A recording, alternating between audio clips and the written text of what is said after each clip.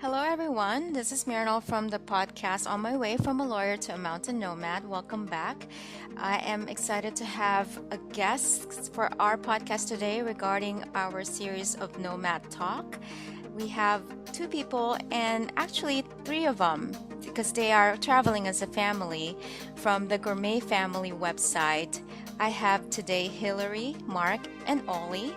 And Mark and Hillary are actually joining us, so they're going to talk about their journey becoming a nomad. And so, welcome to the podcast, Hillary and Mark.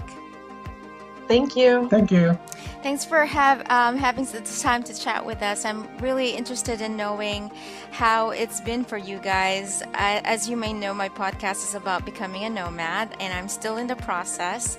And so I've been interviewing a lot of people just to get some inspiration and idea how it's going for everyone. So I wanted to just start out the podcast. Usually I just want to know what the background is and how it all started for you guys. How did you make a decision to do this kind of lifestyle? Well, we are an international family already. Mark is Chilean. He's Chilean American, and I'm American. And we have always enjoyed travel. And when we were dating, we traveled to various places around the world, and we got married. We took a honeymoon in Thailand, and we never really didn't want to stop traveling. And so it was kind of built into the fabric of our relationship from the start. And regarding like actually making the leap, we had been tossing the idea back and forth for a couple of years about living abroad and working abroad. And I guess we finally developed a project and a plan that would allow us to make it feasible. And so that's coming up with the idea for the project, which we can talk about in a second. But that was what allowed us to say, yeah, okay, let's do this. So it sounds like you both have always been into traveling then. It wasn't something overnight. No, on my side, Mm-hmm. I started hitchhiking when I was around 15 years old. Wow. Okay. Okay. Wow. So I hitchhiked the south and the north of Chile, and then I worked on the summer. While I was going to school, in the summertime, I just hitchhiked. So I always just like the traveling and just meeting people and going places, things like that. Crazy. So. Okay.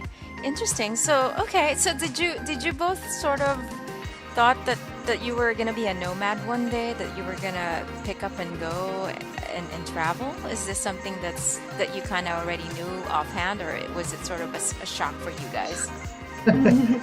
Well, you see all this like Pinterest of like people going out and you read the stories about it in the internet, and you got the Facebook and people going out and doing these crazy things, and it wasn't hard before having a kid. So thinking about it was just like, oh yeah, we can do it. We can go and do stuff like that and blah, blah, blah. But all of a sudden life gets to you, and you start studying, you go to college, or you get into probably debt and financial things, and then you get involved, and then it becomes a little bit harder. And then all of a sudden we had a kid.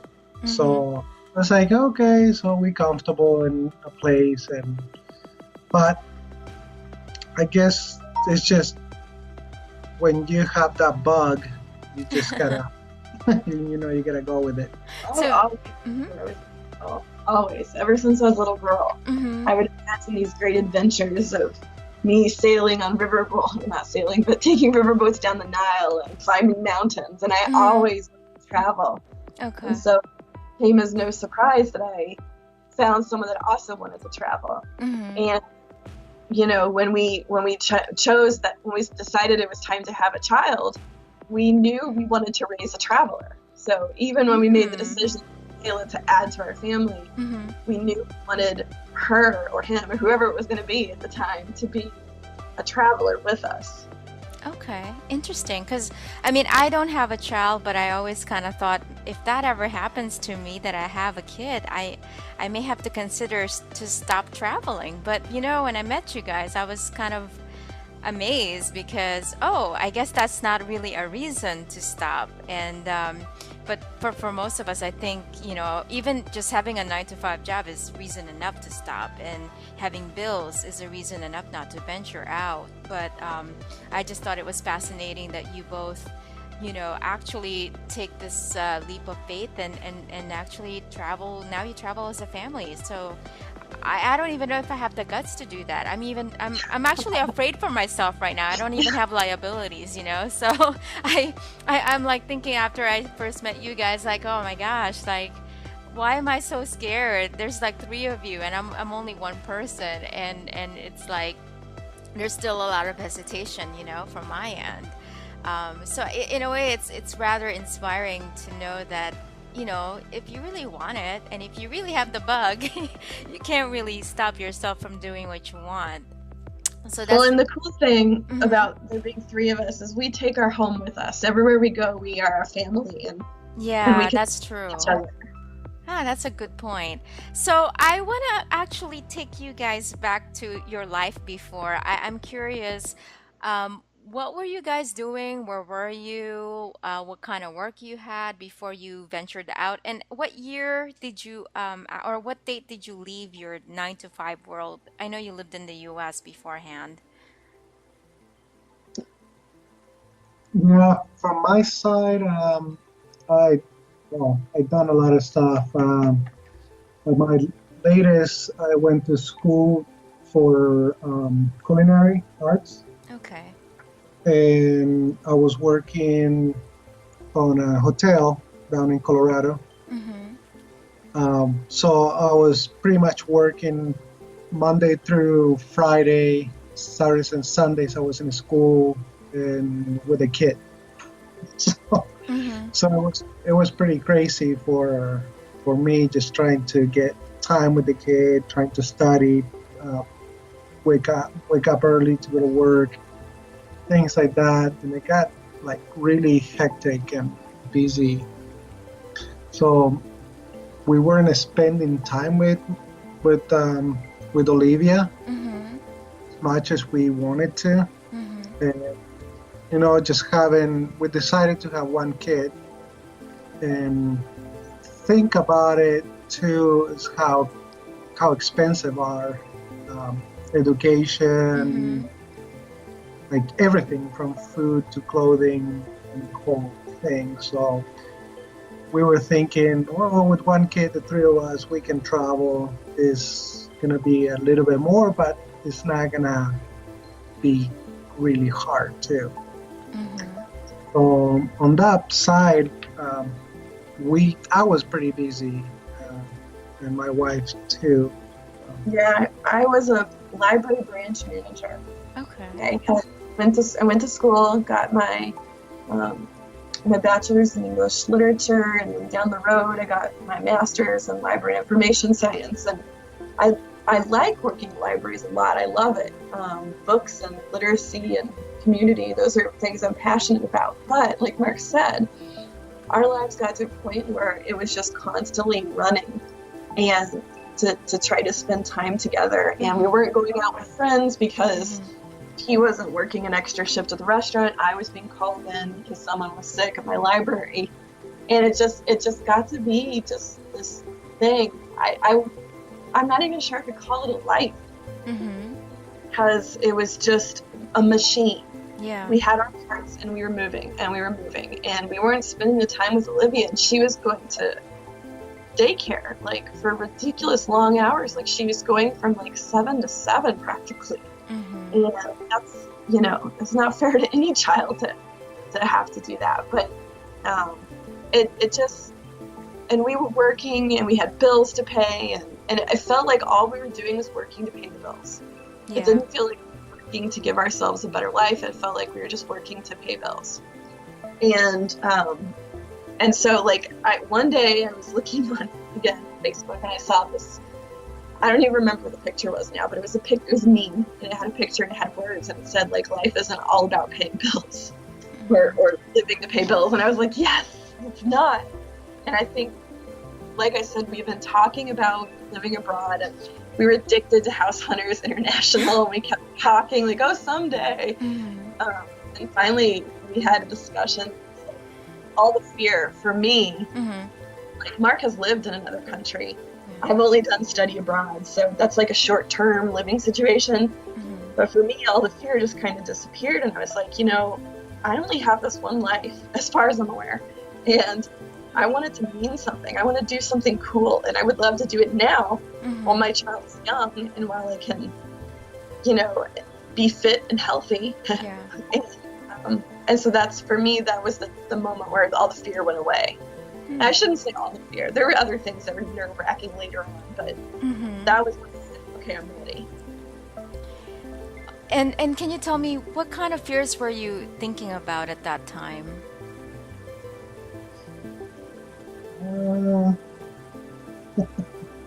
Failure, I guess. Yeah, because what we did was we came up with a concept. I don't remember the exact moment of when we decided, let's put our heads together. We have two skill sets that go very well together. My husband's a chef. I'm a writer by nature. Yeah. And let's work on a project together, and let's choose a world cuisine to explore. And so that is kind of the birth of the Gourmet family. Like, let's go to Chile, let's travel, and let's write about our experiences. Let's eat and work on recipes, and so that was really, really important for us. But failure, yeah, is definitely a big one. Like, what if this doesn't work? What if we can't get you a book? Yeah. And so the fear of failure, I mean, I could totally relate to that, because I have a social enterprise with the mountain trekking company that I have. How did you guys talk yourself into doing it anyway, despite the feeling of sense of fear of failure over that? Because I would love to know. Well, I think I don't know. To me, every time I travel, I get kind of nervous, but it's just when I'm out, and then when I'm traveling, it's just kind of calming and just relax and being in a place. Sometimes you're not even looking at what time it is. We had times that, for example, we was like, hey, what time is it? Like, I don't know. And it's what day it is. I don't even know what day it is. So it kind of is a sense of relief sometimes, just to see we don't know where we're going to go or for how long we're going to be in some place. And it happened that we get into somewhere and we think, oh, it's not what we were thinking, and all of a sudden it's just like we start talking to people, and we thought, oh, well, we stayed 2 days, and we end up staying like, I don't know, like 4 or 5, almost a week on that place, just because people want to keep sharing stuff with us. And on that fear is you kind of forget about it. Yeah. You just don't think about it anymore. You just kind of just enjoy life, I guess. You embrace the situation for what it is, because now when we go off on our travels, we have a place in mind, and that's pretty much it. And we head that way, and we just we read the travel guides. If there's interesting points along the way, we stop, but we have a place in mind. We have maybe a culinary goal, like we want to experience the spices they use in this region, and we just everything else kind of works out. It's very interesting how it's happened on the trip. But yeah, the fear of failure is one of those fears that kind of pops up its head every so now and then. We're like, oh, yeah, what if it doesn't work? What if nobody wants to talk to us in this town? But if we're talking about other practical fears, I can tell you what my parents are afraid of. they're afraid that we would get somewhere and like lose all our money or like get trapped and not be able to come home. Yeah. And that's a real fear too. Like, what if we get ourselves into a situation where we get locked into that 9-to-5 machine again? Because it is challenging to get out of it. And that's a pretty real fear.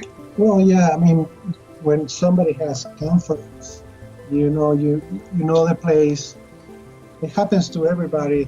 I think, you love that place to go and grab a bite, and you just don't want to lose those things, those comfort, and it's just hard to think about it. But I mean, sometimes you gotta get out of your comfort zone and just go and explore. Yeah. So it sounds like the fact that you have a passion helps alleviate the fear because you're focusing on what you like, so you forget about the fear, and which is actually a good approach.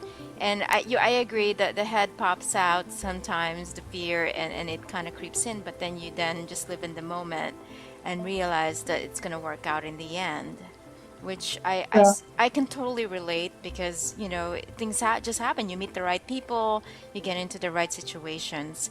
And so that's really a nice way of sort of putting it in perspective.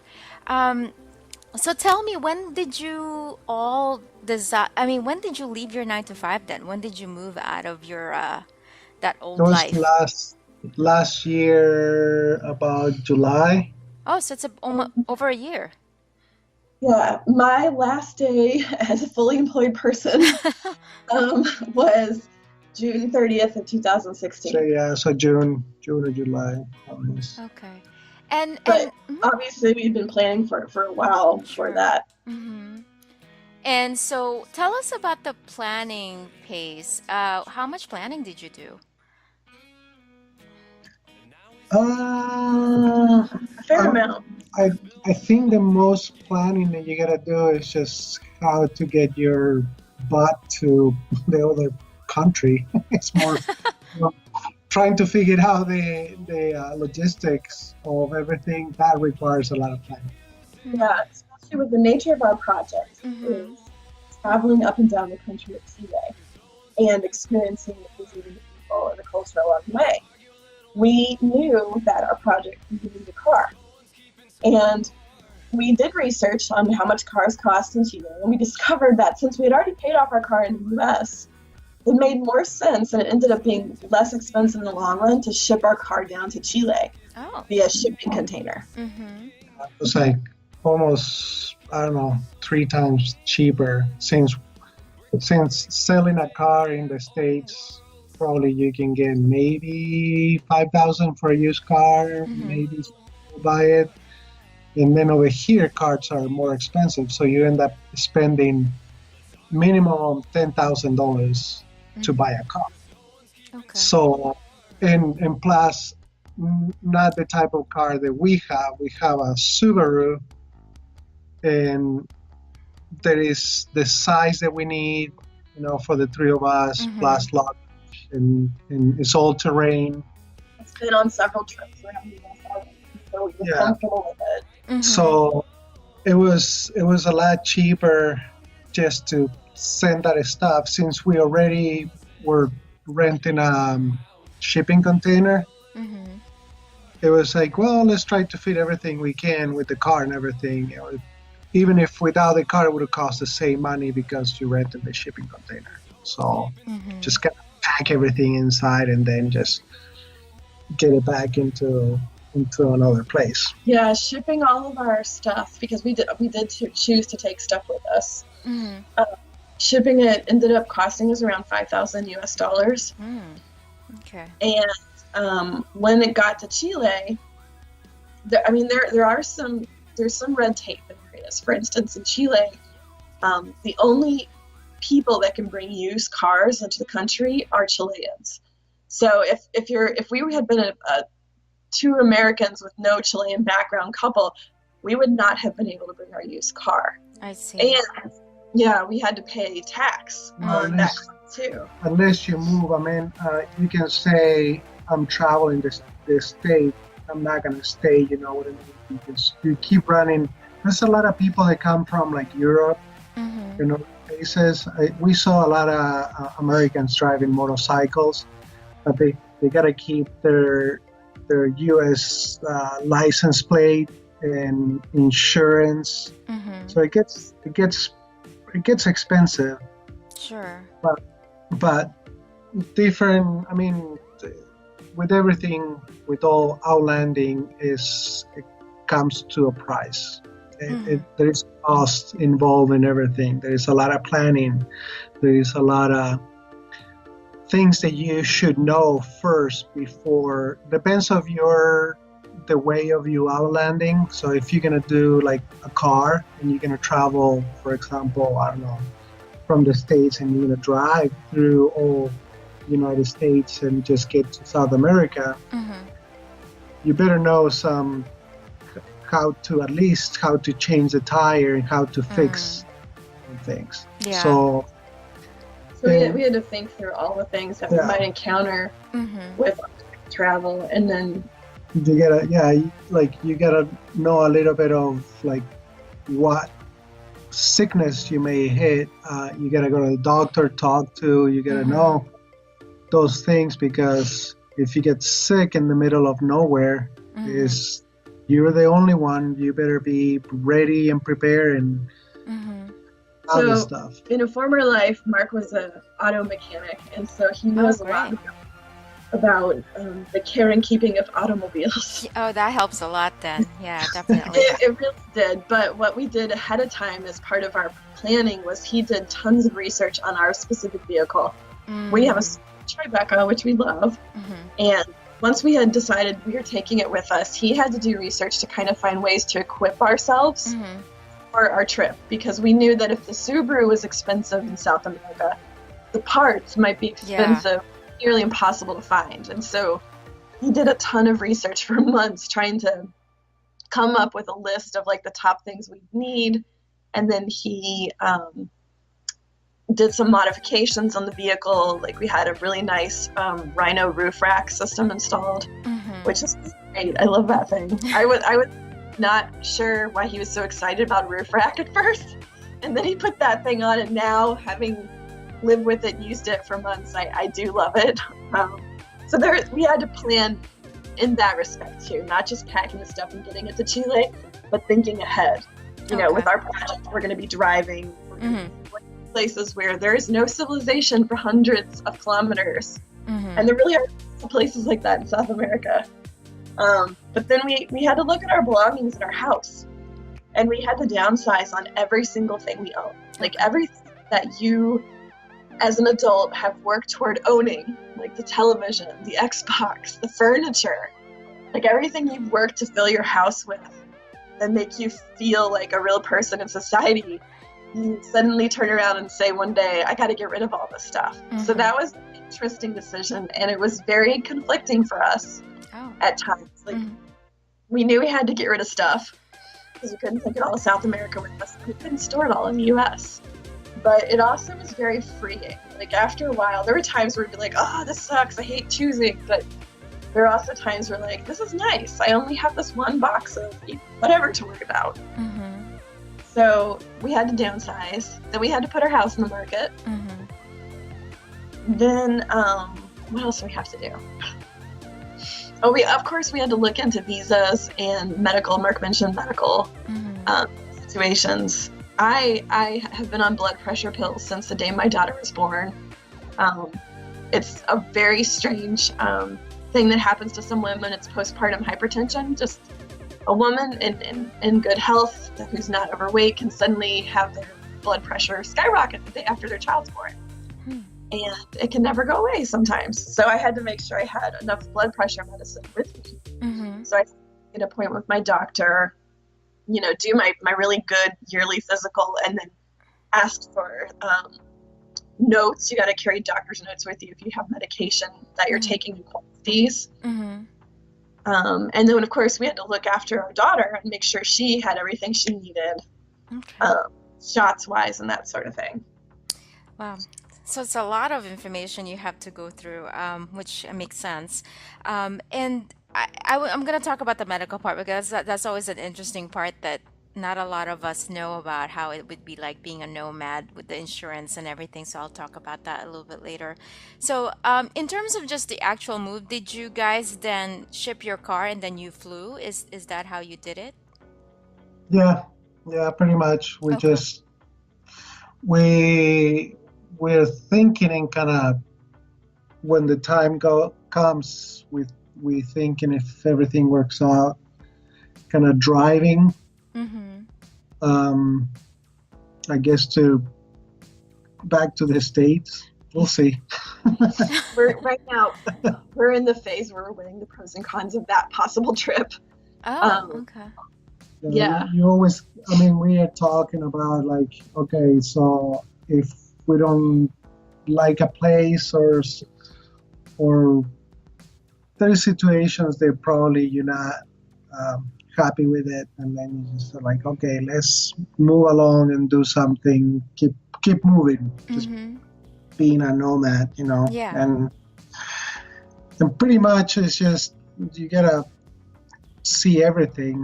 But Mm-hmm. still, just even the simplest thing, just the one person thing, you drive from one state to another one and nobody bothers you. Over here, like, is the South America, um, is kind of like driving cross country in the States lengthwise. Mm-hmm. Chile is pretty small, like it's long and skinny. Mm-hmm. So you can drive it in, I don't know, A week you can go from top to bottom. Well, no, I guess, a little more than that because yeah. there's ferries. In the south, The there's not, South there's is not as many complicated. roads. Yeah. But over here, if you go to all of a sudden you cross to Argentina, you're gonna have a ton of it. Mm-hmm. have checkpoints going into and out of cities. Yeah. So it's just like almost like a military zone that you have to pass. Mother Russia. Yeah, like they're weird stuff that you don't think about it, Mm-hmm. and you're like, okay, so you have all your paperwork. It's like, yep, and if they ask you for more, it's like, oh, I didn't know. So there's a lot of research on that We part. have to travel with Olivia's birth certificate to prove we're her parents, and then we're not trying to smuggle her Oh, somewhere. wow. Interesting. Wow. It gets way more complicated, and When you have a minor Like- with you. Yeah. yeah, just to think about it, about Yeah. yourself Mhm. is one thing. Mm-hmm. That's thinking true. about it is like, oh, it's getting late. She's hungry. We Mm. don't have food, or we Like need we to can put up stop. a lot. We can sleep in a car overnight, and sometimes she just can't. Sometimes, Sure. yeah, she needs other things. But to kind of go back to the question you asked, what we did was, so we moved out of our house, and we put everything in a storage unit. Mm-hmm. And then when the time was right, we loaded the storage unit up. We took everything out of storage unit and loaded up a shipping container on the back of a car. Then that we said goodbye to it. They put like a seal on it, and we wouldn't see it again until like a couple months later when it arrived in Chile. Mm-hmm. So our stuff, and that included our car. So that was it. It traveled by truck down to, I think, Texas. Mm-hmm. And Texas was loaded onto a ship that kind of meandered down through the Panama Canal all the way down to Chile. But while that was happening, we went to LA. Mm-hmm. We needed to visit the Chilean consulate to make sure there were any paperwork that we needed to do before we left. And then we took an airplane all the way down to Santiago. Mm-hmm. Stayed with Mark's sister Okay. for about a month before our stuff arrived. Okay. So, wow. So, and you've never came back to the U.S. since then? No, Not yet. No. Not yet. Wow. So, where are you now? we are in Santiago right now. Okay. And so far, can you tell us? It's been about a year. Where have you guys gone since you left? What places have you been to? Oh, we drove all the way to Tierra del Fuego. Okay. We drove south. We went to, I don't know, some part of the volcanoes in south of Chile. We drove the Patagonia. The Carretera Austral, the famous southern road in Patagonia. That was fun. That took us, it was awesome. We had Chile. It took us a couple months. Yeah. to traverse that, because like we mentioned a few minutes ago, traveling in south of Chile is a little challenging. Yeah. Because basically on the Chilean side of the continent, you have a bunch of different fjords, and the roads sometimes end at a ferry launch, and you have to wait for a ferry, and ferries only come once a day, and so that took a little bit longer to get all the way down there. But we actually just came back. We were in Argentina too. Oh yeah, we went back and forth across Chile and Argentina a few times. And then we just got back from the north. That was that was a nice trip. Yeah, it was. If you think like driving to the south is hard, I think there were places in the north of Chile there were no cars, and if you get like stranded, it's pretty much kind of done. But we had a situation that we were trying to go from we were taking a circuit from the mountain pass, and we were part of almost like Bolivia and Chile. Yeah, close to the border. Very, very, very close. And the altitude started hitting us. So we were just like, I would start getting altitude sickness a little bit. And I was kind of dizzy driving in this very narrow pass on the mountains. And then it started getting really cold, and it had snow. And it looks like it wasn't very, like, it was pretty difficult.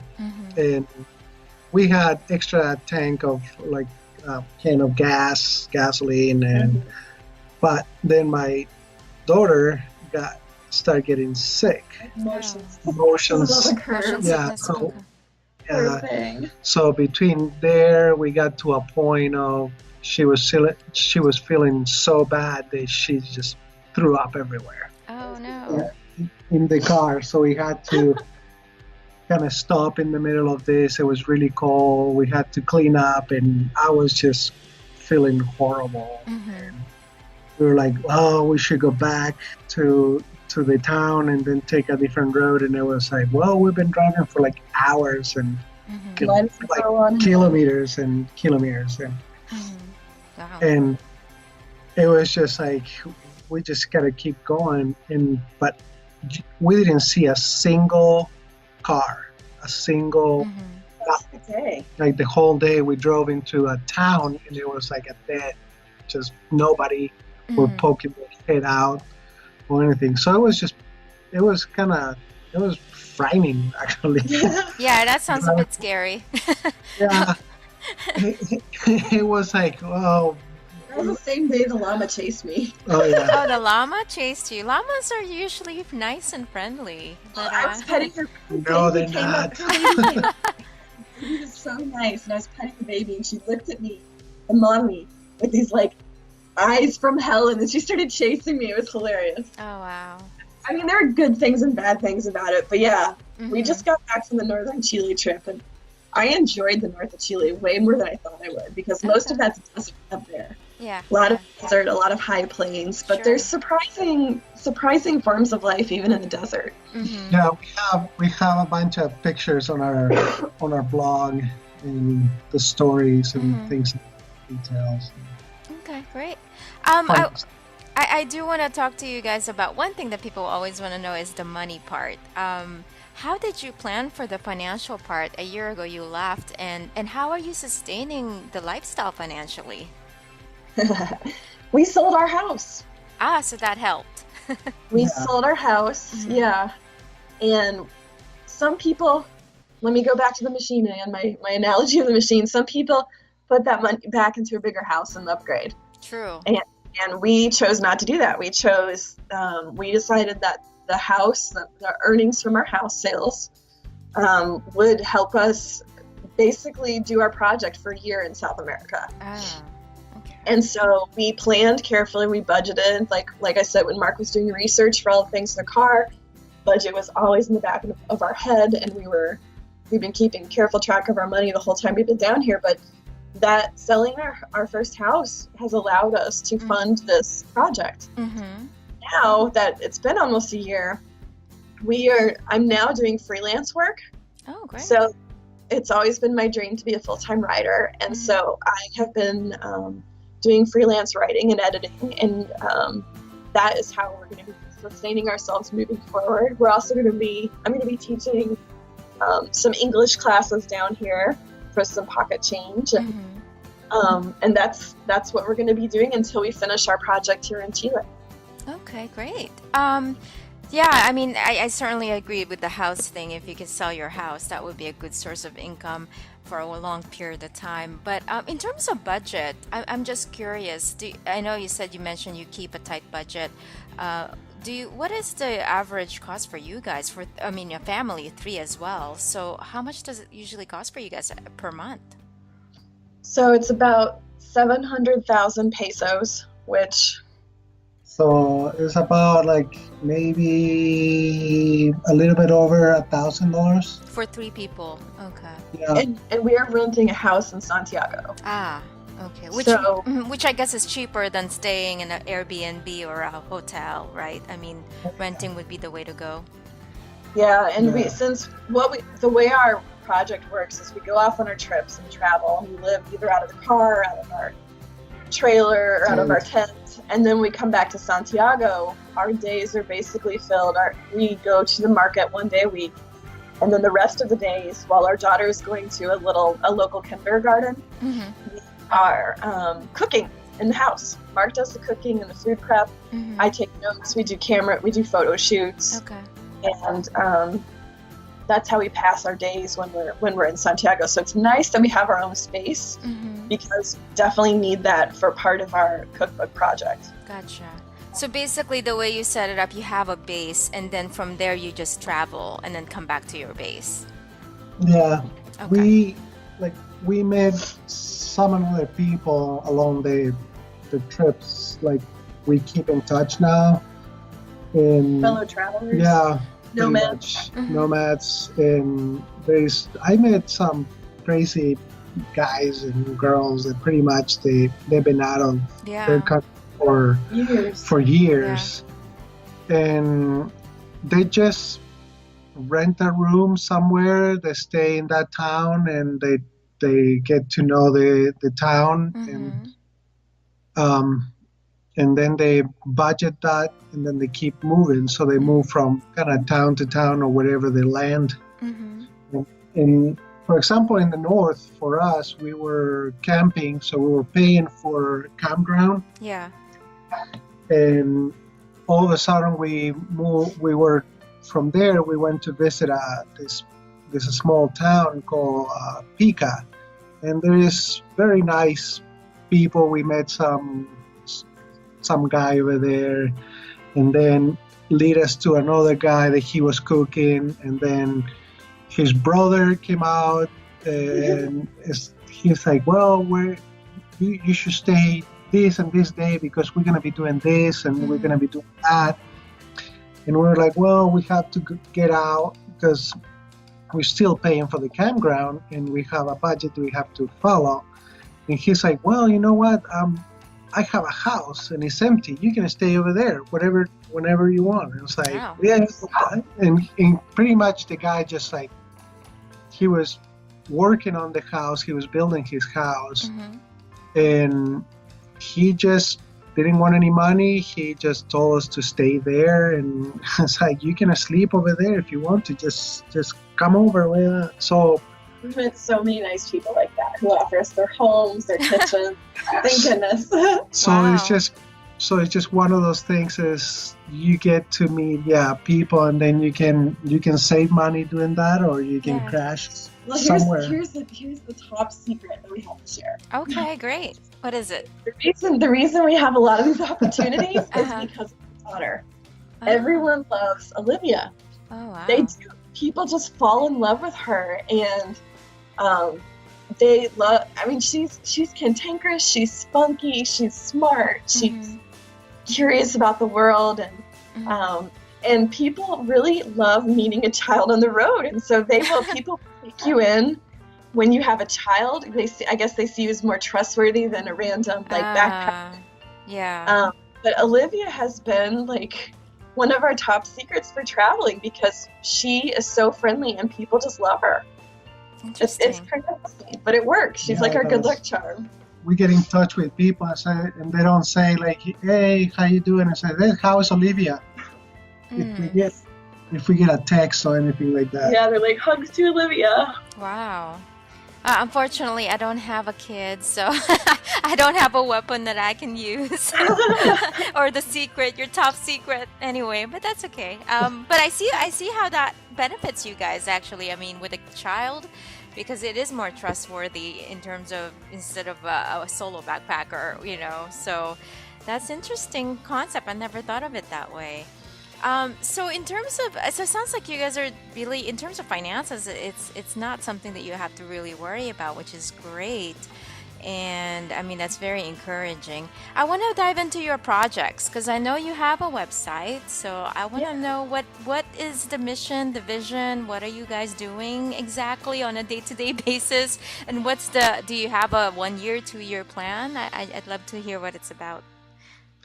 So we are writing a cookbook on Chilean food for the North American and European audience, written in English. Mm-hmm. And the reason for that has to do with our backgrounds, our interest in food and travel, and the fact that nobody in the United States anyway seems to know what Chile is all about. They don't know anything about the country, much less the food. And the food is great.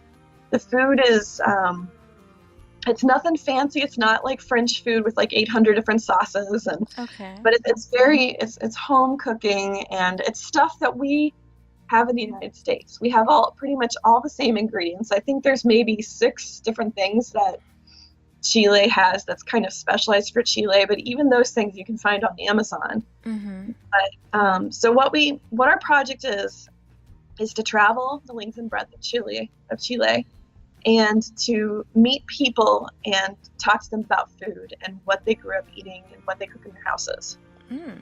And we've been invited into kitchens, and we hang out with the home chefs, with their mothers, with their family, and they cook for us. We take photographs while they're cooking. We talk to them. We learn so much about them and their people's history, their families, what matters to them.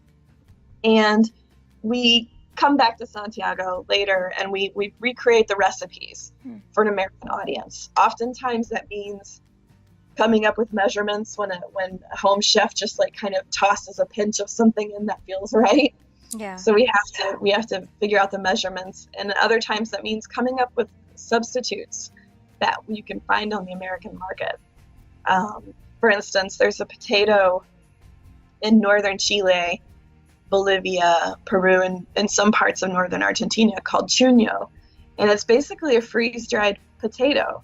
And it's not something you find in the U.S. because they freeze-dry them in the high plains and the mountains of Chile, like right out in the open. They let them just sit, and you can't find stuff like that in the U.S. so easily. So we have to either look for sources to import the food to the U.S., or we have to come up with replacements, which is really Mark's job. What we do day to day, like I mentioned before, Mark does the cooking and the prep work. He's the chef, so he makes the decisions about how we're going to tweak the recipes. I take notes. I'm a glorified note taker, and I get to taste everything. Thank goodness. Oh, nice.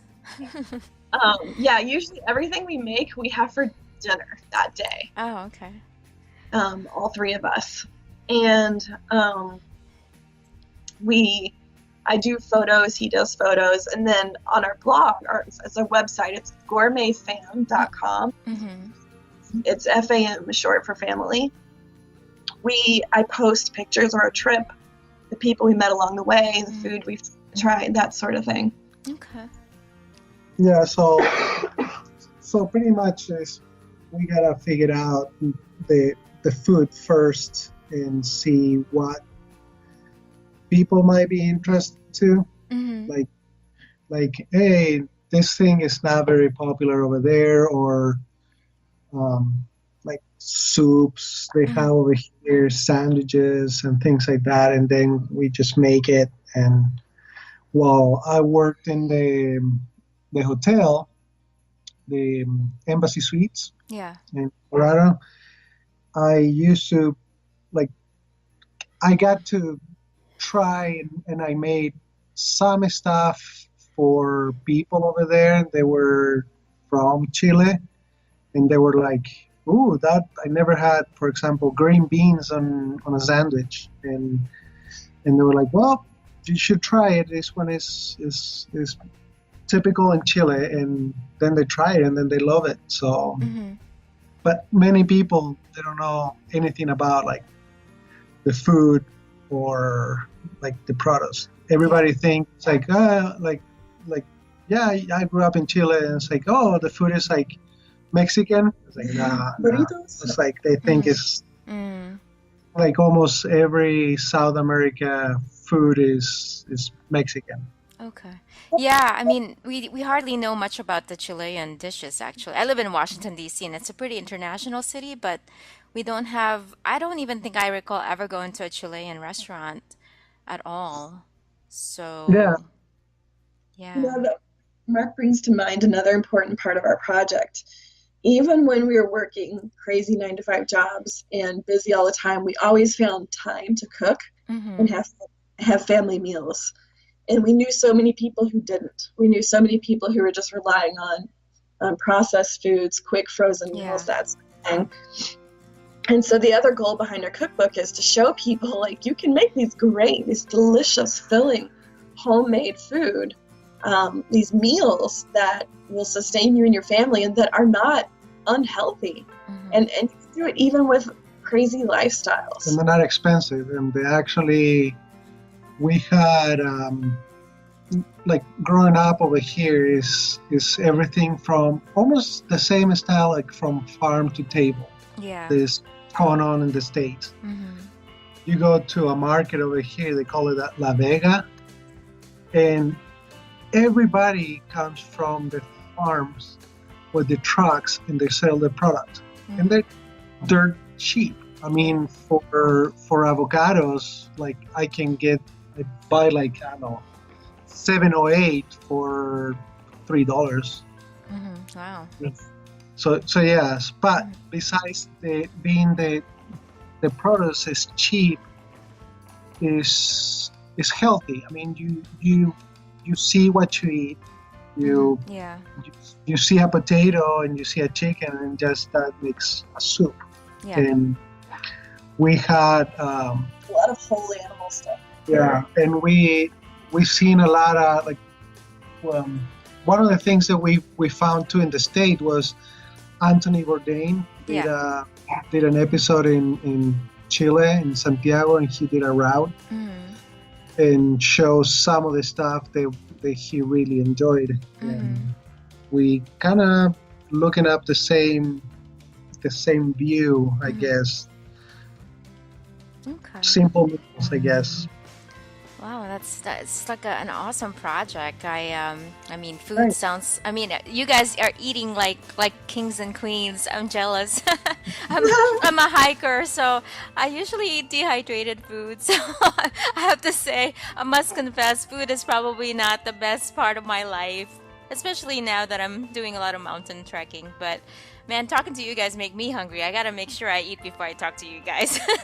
Now I Our want to go to camp, Chile. Huh? our camp is amazing too. Oh, Like is you it? gotta yeah, we gotta figure it out too when we're traveling, We're camping, how so we gonna be eating. It's the same thing. It's Oh like, yeah, that's we right. we have to make. That's kind of weird because in the state you have trail mix. Yeah, And yeah, that's what we eat all the time. yes, and you have that like in the states. It's a variety that is like Mm-hmm. delicious. Over here, it's kind of hard to It is. find It is very the hard. only any things trail they have mix. is peanuts with raisins. That's all they have. Mm-hmm. Yeah. So we go to the market and stock up on like We, dried we fruit, like and yeah, seeds, we gotta right? Yeah. we gotta make our own stuff. You have to be So more That's creative. Yeah. That's what we munch on while we're driving through the deserts of Chile. Yeah, that's true. Wow. So do you guys have a timeline for your project, or is it sort of an open-ended thing? It When we first talked to you, it was more open-ended than it is now. We have a few more places we need to visit in Chile to get an idea of of all the different cuisines the country has to offer. Mm-hmm. But after that, I don't think we're planning on staying here in the long run. I think, like we mentioned earlier, we're thinking about the next trip, Oh, okay. about where we're going to be going next and what food we're going to explore next. Yeah, I Wow. think Hillary was saying, like it'd be a nice dream if, like, um, you know, if you think saying like if we sell the book, but we shouldn't think about that way when We are going to more about when we sell the book Mm-hmm. is we doing the proposal and everything, and we would like to kind of reinvest that money Mm-hmm. and drive in the next step. in the next trip and do like collect food from different countries, like the Pan America. The Pan American route is the Mm. next talking about. So yeah, so she got an idea. She said the Pan American route about cookbook, probably. I don't Yeah, know. the Gourmet Family tech. Because our title right now for the book we're working on is the Chilean Family Table. Oh, okay. And while we love Chilean food, we don't have plans on staying here forever. Mm-hmm.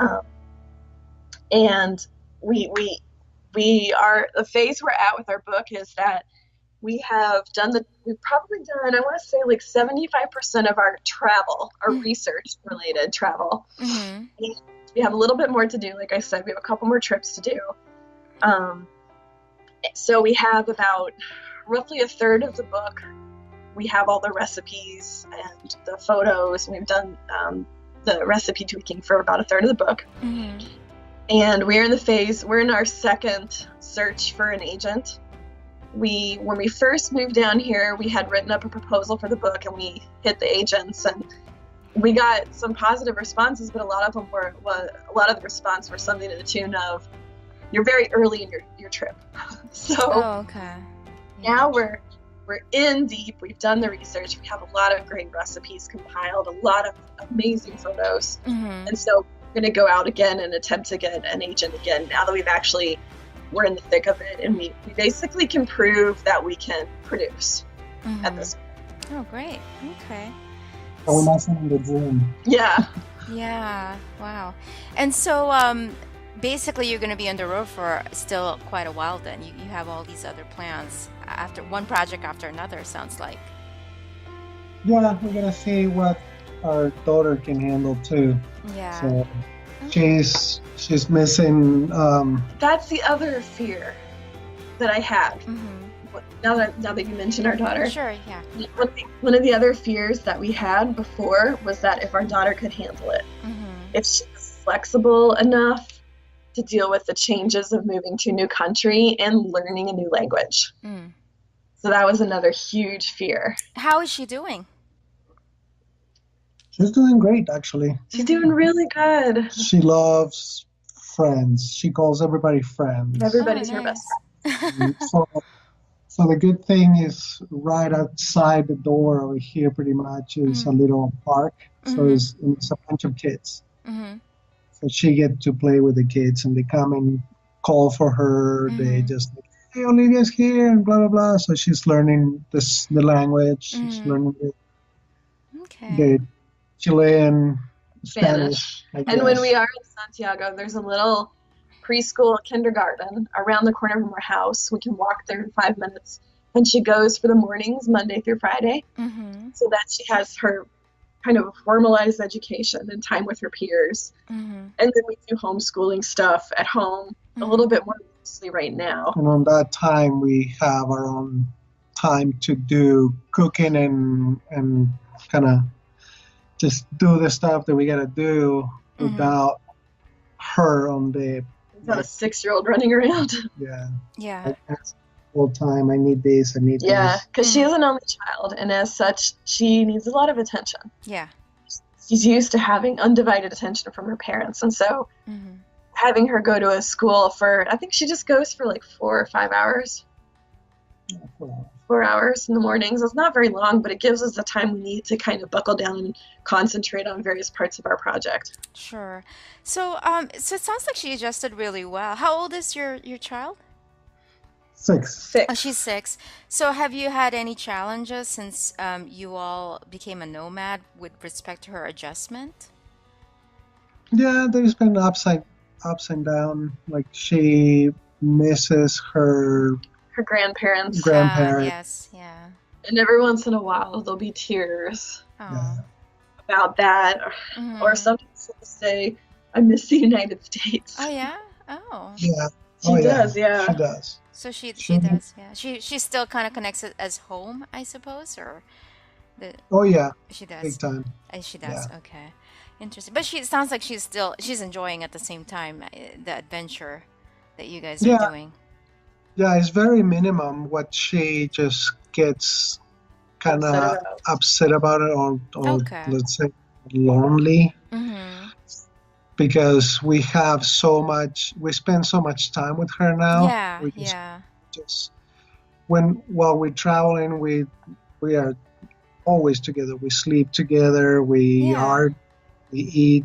Yeah. So you wake up and we see our faces from dawn to That was dawn. another fear of mine before the trip. Oh, which That I one? was sick of my family. Ah. There can be too much of a good thing. And I was a little nervous that we would all drive each other nuts. Mm-hmm. But while we have our moments, I think overall we have all adjusted to this new lifestyle Mm-hmm. together. That's great. Wow. I mean, yeah, it sounds like you have much more time together as a family instead of the 9 to 5 world where your kid's always in daycare all day and you're working all day and you're all tired and don't have Yeah, the time to really, and no energy to do anything really. That's kind of like how it's like over here. So Mm.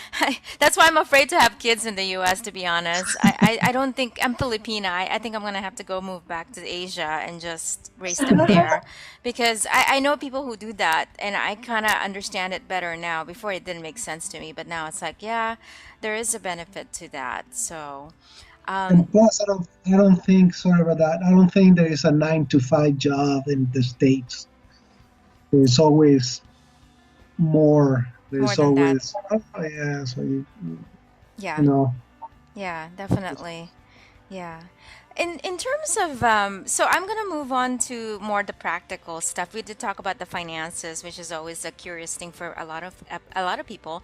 In terms of the medical insurance, if you get sick, I mean, there's 3 of you too. So how are you guys handling that part?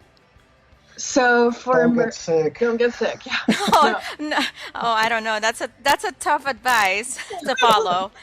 No. So we before we left our home country, we did all of our comprehensive physicals and doctor's visits. We Sure. got all of our medication in advance. Yeah.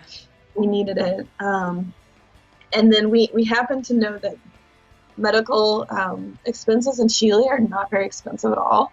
Okay.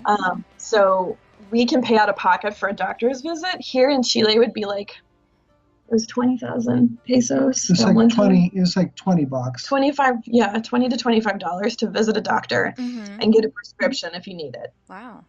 And Olivia got sick in the south, and we had to find a clinic, and that was the first time, and Mm-hmm. it was like, oh, they're gonna charge us, Yeah. like, because we were in the middle of nowhere. Yeah, Like yeah. we got into a town, and it was a good sized town, but still, and they asked us, it's like, you have insurance? And we were like, no, Mm-hmm. we're here. And it's like, well, you're going to have to pay the doctor visit. And I was Mm-hmm. like, "No." Now, I was thinking, it's like, okay, here he comes. Mm-hmm.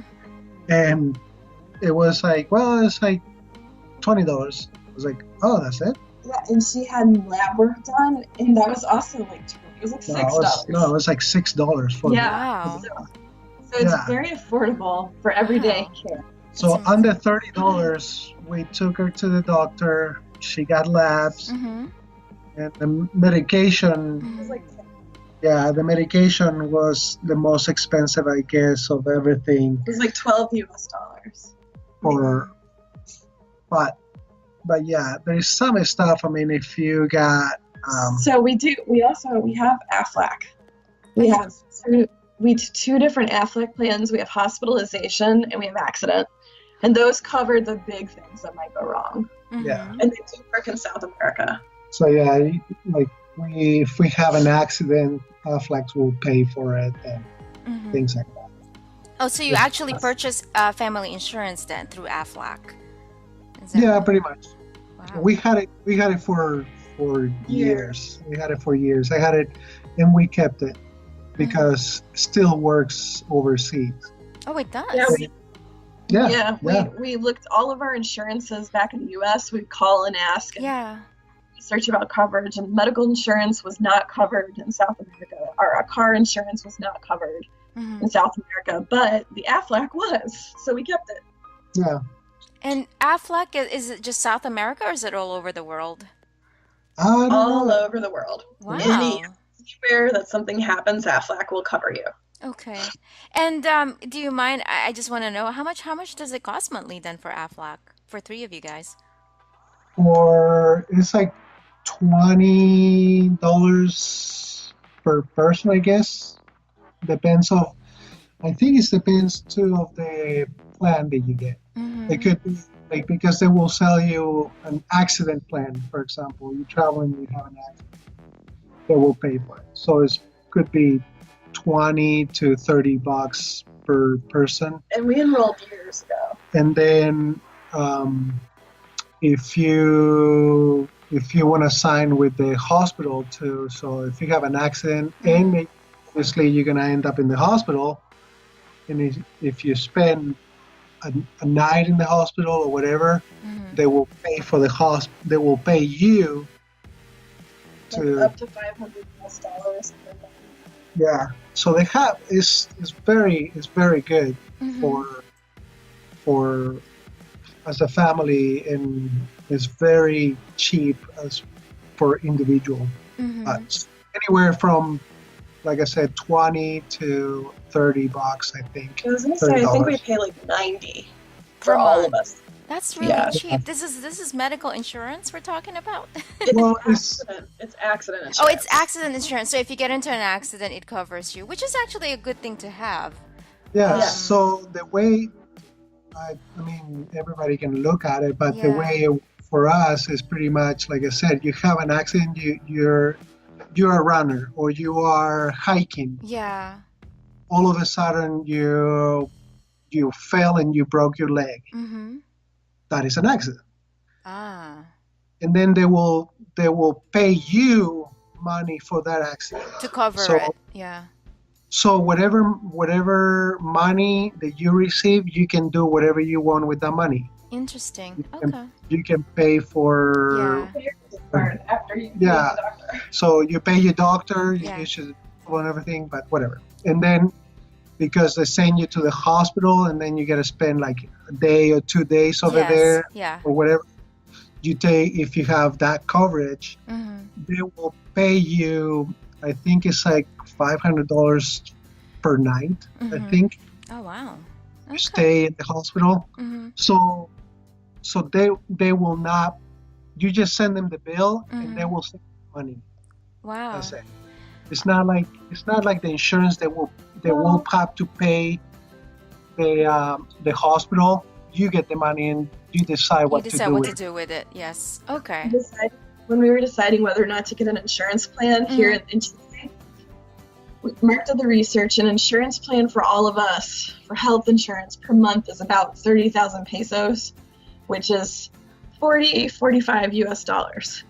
And that's about how much you'd end up spending if we had to go to the doctor. We spent maybe less than $45 when we lived at the doctor. Gotcha.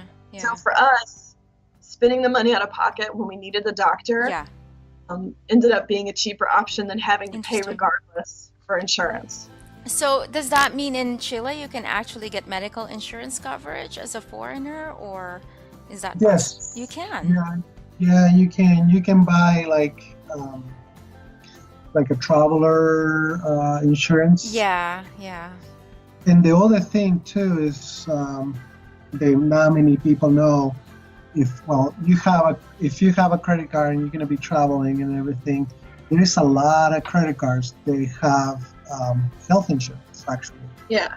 They will have some sort of insurance while you're traveling abroad. They will for some stuff. But I will say this: I caution anyone using insurance plans outside the U.S. Their plans don't work like ours do. For instance, we have an auto insurance plan through Chile.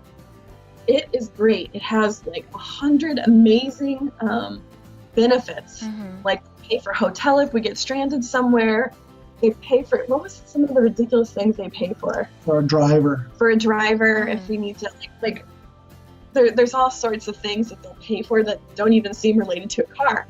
But if you take advantage of any of the insurance offerings, then they can automatically bump up your monthly payment without even telling you. So there's all these things that you have to be careful about. Insurance does not work in South America like it does in the US. Okay. But as a foreigner, if you have a car, you can get a car insurance. That's possible. Okay. Yeah. Interesting. So, wow. Okay, so the approach for medical insurance, because it's so cheap in Chile, you don't really have an official medical insurance like we always have in the US, it sounds like. But you have an insurance for accidents. Yeah. Yeah. Okay. And I mean, I actually agree because I in the Philippines it's really cheap to see a doctor. In Montenegro, where I fell off a mountain, I thought it's gonna cost me money to get treated. I got treatment for free actually. So it's still possible in some countries where you get free treatment. So you never know. So and plus it's a hard topic in the States right now with the health insurance. Yeah. But you see in so many other countries, the health insurance is not that difficult actually, and it's a lot more affordable. Yeah. And you think it's like, man, it's over here, almost like developed countries, they should have that type of insurance that won't cost you an eye, And so, but things they happen. Yeah. So I mean, this is an important topic because I'm about to quit my job, and one thing I'm worried about is medical insurance because I feel like I've been so spoiled with the idea that anything that happens to me, I have insurance. So are you basically telling me I'm gonna be okay? Is that what you guys are telling me? I'm not a doctor, but okay, are you guys giving me a good signal saying don't worry about it? Because it's been on my mind. Yeah. I mean, if you're healthy, if somebody's healthy and the only thing they have is just they need to have certain stuff, is obviously they don't need that much health insurance, I think. Yeah. If I would say having something like anaphylaxis because would of be a good accidents. Accidents happen. Sure. I agree. And those are the things. I mean, if I get a cold or anything like that, I can just go and get some medication. But the accident part is just something that you never see coming. Yeah. It's just the most expensive, I think, what it could be. But if you have, I don't know, like some rare problem or anything like that, if you need a doctor all the time, that's true. Now, did you guys look into travel insurance at all? Because I know they do also cover medical, but you chose Aflac instead. I'm just curious. Because we have travel insurance built into our credit cards. Oh. We have the Chase Sapphire card. Yeah. And they have they have basic traveler's insurance. Gotcha. But yeah, well, for living in another country for a long period of time, travel insurance is actually expensive. Very expensive. That's the downside. So it's not practical. Yeah. Like we get medical evacuation. Yeah. Is the coverage is on our credit card. So there are things that our credit card can provide us with if we need it. But yeah, we actually didn't even look into traveler's insurance because we it wasn't a good fit for us. And it's just too expensive for a long period for even medical insurance through travel. Oh yeah. Yeah, okay. So that's why Aflac was the choice. Okay, that makes a lot of sense then. That's very, Well, very and helpful. I do know too that traveler's insurance, the price changes and the Uh, coverages change, obviously, depending on where you're going. And South yes, America is one of those places that the coverage is expensive. gotcha. That makes sense. Okay, and so wow, so it seems like you've all got everything covered. What would you say is the most challenging thing then for you guys living this kind of lifestyle? Um, Uncertainty. Uncertainty? The Yeah. uncertainty, really? Yeah, not knowing. I mean, it's one of those things. It's like you're not in your comfort zone. Mm-hmm. Not You're not with your, I don't know, your home all the time. Okay. I don't know, what you made in the States. Yeah. It's difficult. The fear or the discomfort with uncertainty, it comes and goes. Because, like I said, sometimes you can embrace it, Mm-hmm. and sometimes it just nags in the back of your brain, like, Yeah. do in a couple months, where are you going to go? That sort of Really? thing. Hmm. Yeah. Okay. I mean, I guess I was just wondering, like, after a while of traveling and being a nomad, because you guys have been on the road for a year, does it sort of dissipate in a way? Because I know in the beginning I can see it being such a big thing in your mind, but do you feel as if it does alleviate, it goes away a little bit every day, Oh, or yeah. Yeah, it does? it does. Okay. And what do you think is the three best things about the lifestyle that you now have? One of I think, is just for us with people with kids. I think it's just spending more time with the kid and seeing her growing up and like Learning to be flexible. playing with her and flexibility and Mm-hmm. things that you're gonna be.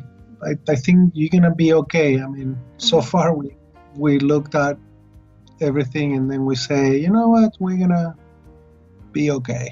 Mm-hmm. And for me, I am living my dream. I'm a full-time writer, Awesome. and I'm making money off my writing. Yeah, And and that's great.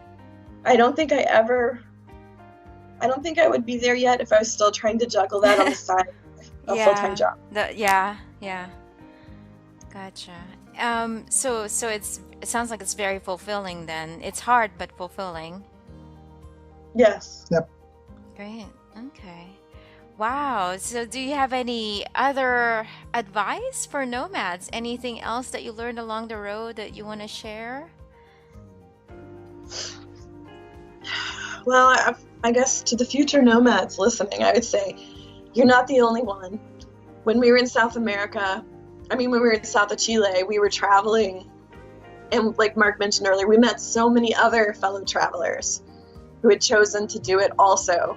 Some who had been traveling for years and some who had just been doing it for months. And so many people have done it before, and when you get out there, you'll meet people, and it makes it seem a little more doable. Like when we were doing it, I thought, oh, we're crazy. What are we doing? And then we meet these people, and I'm like, no, we're not so crazy. Just give it a go. Yeah. Don't live your life thinking, I'll do it someday. Mm-hmm. Don't keep pushing it off. Yeah, I guess I think the world is just small Mm-hmm. yet very big, but there is so many people out there. They doing it actually, Yeah. and they enjoying it, and Mm-hmm. so many people they the other people think that you are nuts, so you're crazy. What are you Yeah. doing?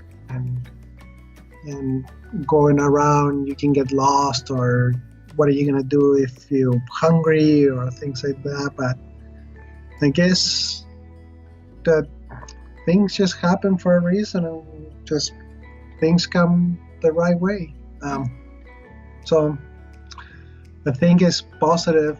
Think positive all the time, and just even in the hardest moment, you're always gonna get something nice.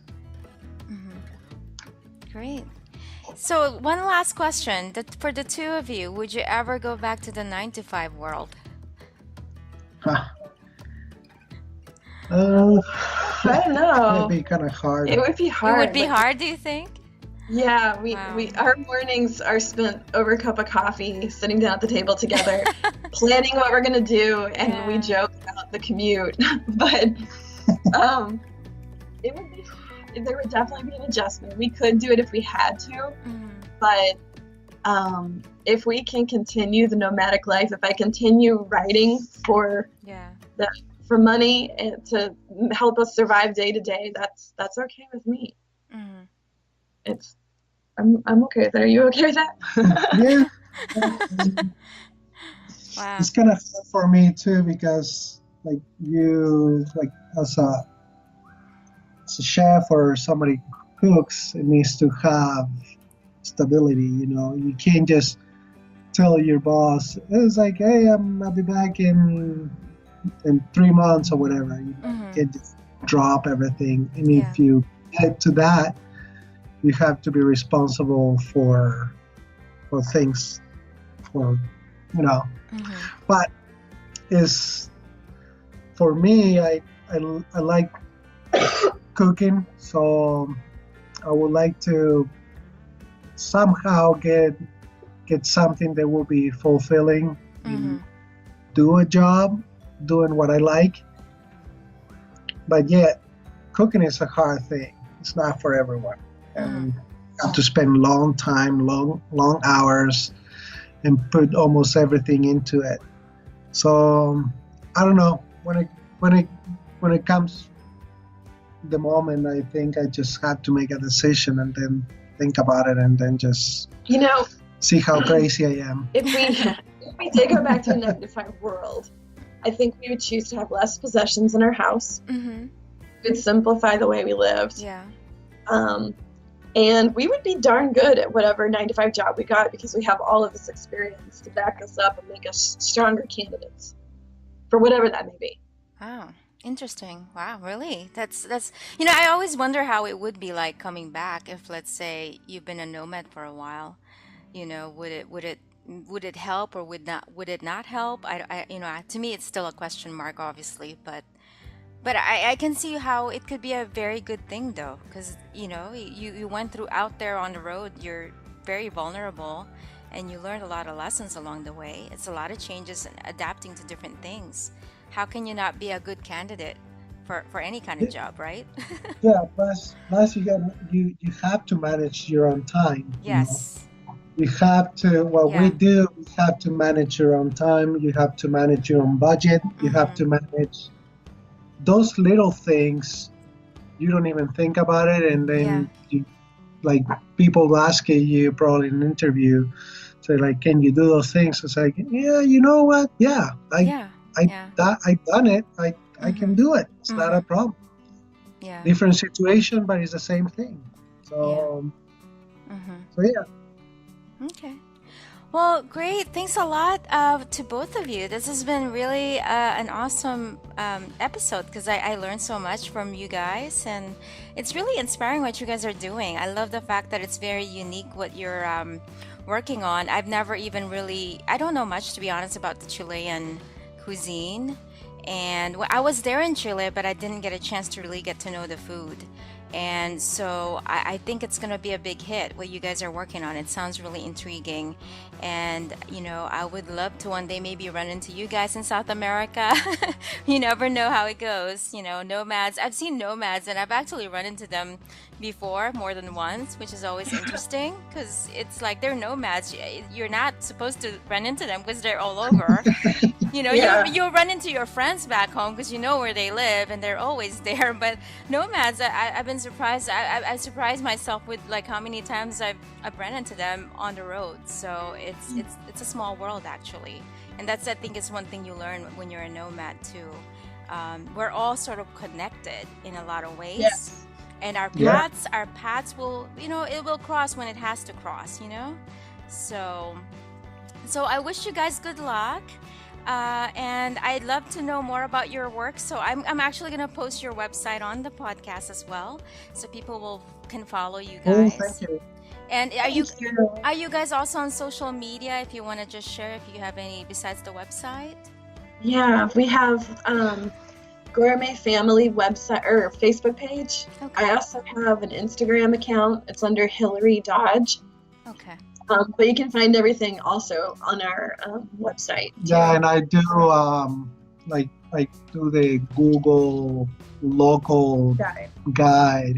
Oh, great. Like yeah, I kind of like go around through when I use well, we always using our phone, but as we travel, I just do kind of reviews of places that I go the Mm-hmm. week to eat or other places, and then I post ideas and We're also I don't know super things like that. ambassadors. Okay, great. And Your is that on the Instagram's is that on the website as well? The information on the Google. Yep. Okay, great. So we can, yeah, I'll definitely put down all the information on the podcast episode so people can follow you and see what you guys are up to in the next year or two. I Um, appreciate it. See you taking the time to interview us too. Yeah, it was fun talking Yeah, with that you. was fun. We want to hear yeah, about your journeys when you're there. yeah, I know. I'm not yet there, so it's kind of a weird place to be in between, but it's nerve-wracking. I don't know whether it's easier to be just in your shoes now or in my shoes because I feel like I have high level of stress and fear every day, every moment. It's full of fear. So, but talking to you guys is inspirational. That's why I like doing the podcast because it makes me feel like, what am I afraid of? Look at these guys. There's three of them and they're doing really well. I just have myself to take care of. So You'll anyway, do great. You'll do great when you're ready. When you've got yes. it all lined up, you'll have all the research certainly. Yes, I'm doing that now as best I can. So, but anyway, thank you guys for participating and I wish you guys good luck. Thank you, Marinelle. Thank you, Brunel. Thank I appreciate you. it. Okay, Talk catch to you you guys later. later. Bye. Bye-bye. Okay, Thanks. bye. So there you have it, you guys. That wraps it up for our episode for today and for this week and the next couple weeks. Definitely, it's a very enlightening episode. We realize that fear does exist no matter what, and it's just something we have to deal with and overcome. If these three can do it, I think anybody can. And definitely, it does take a little bit of planning, but it's doable to become a nomad and make that choice of a lifestyle. Join us again for the next episode coming up in 2 weeks. Until then, take care, everyone.